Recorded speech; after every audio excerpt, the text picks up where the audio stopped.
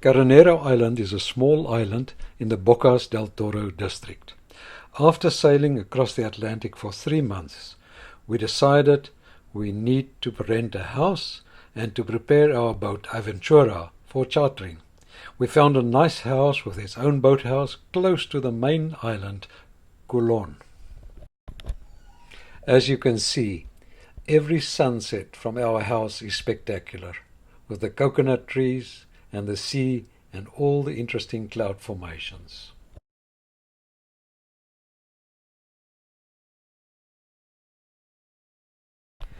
Salty and Milo also find the evenings very exciting, because that is when the big blue crabs come out to play. As you can see, they are very wary of the big claw. Salty tried to bite one of the local huge brown frogs. It gave off a toxin which acts as a hallucinogen, and Salty was on a trip for a while. We were very worried that the frog was poisonous, but luckily not. We were welcomed by a big black hawk. It is a coastal bird of the mangrove swamp, and it feeds mainly on crabs, of which we have in abundance on this island. Carenero Island is a long and forested island. The name of the island comes from a nautical term, careening, which means to lean a ship on its side for cleaning or repairing the hull. Surfers love this island because some of the best surfing spots can be found around this area.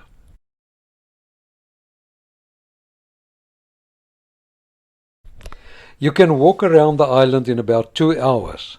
Part of the walk will be going by the lovely wooden houses with the nice gardens. Then you must find the footpath that goes through the jungle on the driest part of the swamp.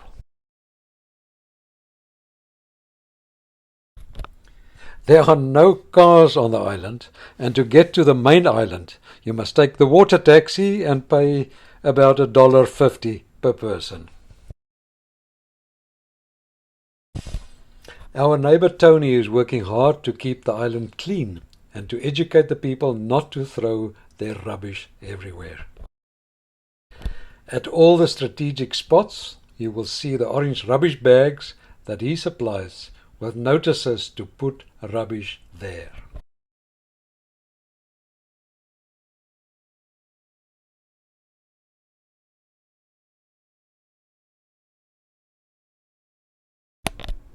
The pathway through the jungle goes to the other side of the island, where all the restaurants are situated.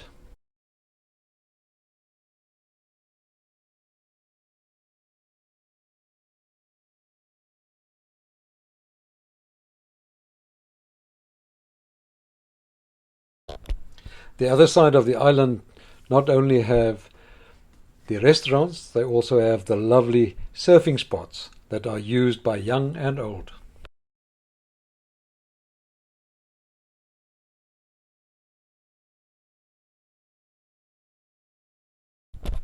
As you can see, coconuts grow everywhere on the island. The coconut husks lying around is where the locals cut open the coconuts to drain the water, which they sell to the tourists and the other residents.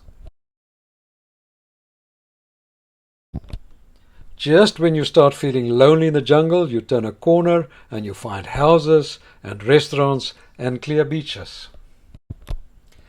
After a lovely meal at one of the restaurants, you can decide to either walk back through the jungle, and if it's night you need a reliable torch because there are no street lights, or you can order a water taxi to take you around the island. Carol decided to take a shortcut through the jungle. You can just see her in the distance making her own way.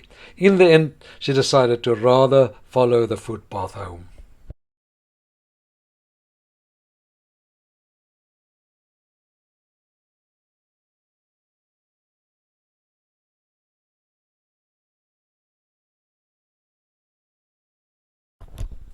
It is nice to live on a quiet island, but it's also nice to know that just 1 kilometer away is Bocas Town, with its own airport, hospitals, shops, bank, and fresh bread and hardware shops.